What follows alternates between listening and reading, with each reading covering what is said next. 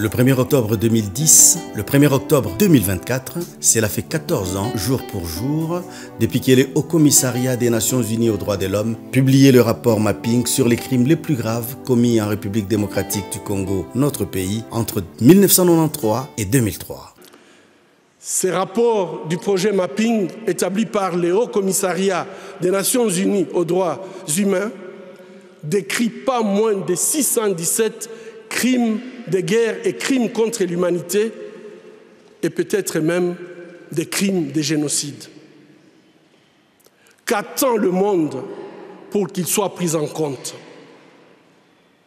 Il n'y a pas de paix durable sans justice. C'est un triste anniversaire. Il y a 14 ans, une enquête sans précédent avait mobilisé une vingtaine d'enquêteurs indépendants qui avaient recensé 617 crimes, 617 incidents, parmi lesquels des crimes de guerre, des crimes contre l'humanité et des possibles crimes de génocide commis pendant les deux grandes guerres du Congo pour un bilan de plus de 6 millions de morts. Pour la société civile du Sud Kivu, le 1er octobre 2020, c'est-à-dire 10 ans après que le rapport Mapping ait été publié, nous avons organisé des grandes marches à Bukavu et toutes les rues étaient bondées de monde. Plus de 10 000 personnes ont marché parce que nous croyons que si les recommandations du rapport Mapping étaient mises en application, elles devraient mettre un terme à plus de 25 ans d'impunité dans notre pays. Aucun de ces crimes n'a été jugé et les recommandations des Nations Unies sont restées sans suite. Des grands criminels continuent à courir les rues et d'autres sont dans les institutions de la République. Des voix continuent à s'élever, à l'instar du docteur Denis Mukwege, prix Nobel de la paix, pour que les recommandations du rapport Mapping soient appliquées et que la justice permette à une restauration de la dignité des victimes et la réconciliation de nos populations.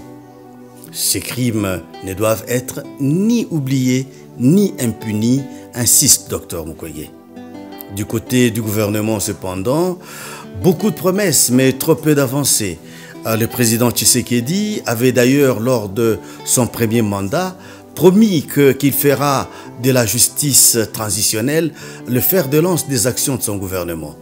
Mais jusqu'à ces jours, une seule institution a été produite, à savoir Fonarev, une institution publique mais non judiciaire, a été mise sur place. Fonarev n'étant pas encore opérationnel, les victimes ne sentent pas l'écho de la part du gouvernement selon leurs attentes, parce qu'ils en ont beaucoup. 14 ans après cette publication, le régime congolais ne sait pas faire avancer les mécanismes de justice transitionnelle pour rompre les cycles selon lesquels les crimes du passé alimentent la répétition des atrocités.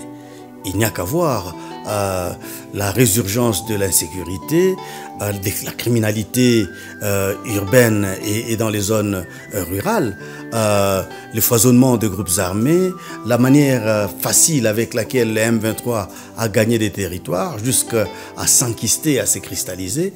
Tout cela porte à croire, selon les acteurs de la société civile et le docteur Mukwege en tête, qu'il était important qu'on sorte de les rapports Mapping des tiroirs, qu'on ouvre le page pour que les criminels soient sanctionnés et que les victimes soient restaurées dans leurs droits.